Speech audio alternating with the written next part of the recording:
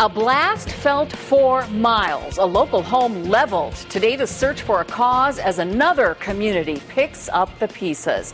For the third time in 8 months, a local home is destroyed by an explosion, and a community is shaken to its core. And thankfully, no one was injured in yesterday's blast, which sent pieces of wood, brick, and concrete flying for miles. The blast happened yesterday morning along Morley Road in Concord Township in Lake County. The family was not at home at the time. And today, investigators are releasing new details.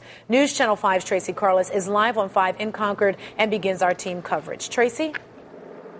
Danita, and here are some of those new details. We just finished a press briefing with the Concord Township Fire Chief, and he now tells us that this was, in fact, a gas explosion.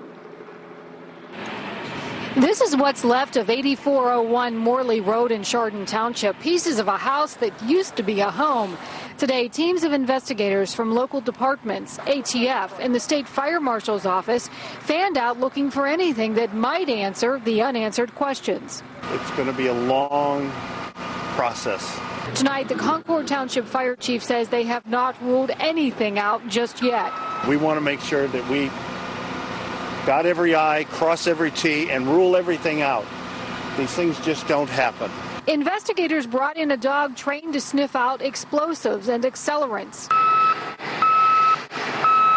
And heavy machinery rolled in this afternoon to go through the debris piece by piece and allow investigators to gain access to the basement. We have to draw the entire house out, put back every item that was in that house, either on paper or in real time. Dominion East Ohio Gas has a team here, too. We did a test of our main lines yesterday, did a test of the service line yesterday, and we haven't found anything that would, lead us to think that it had anything to do with our facilities. We now know at least 20 homes as far away as a half-mile away were damaged from the explosion.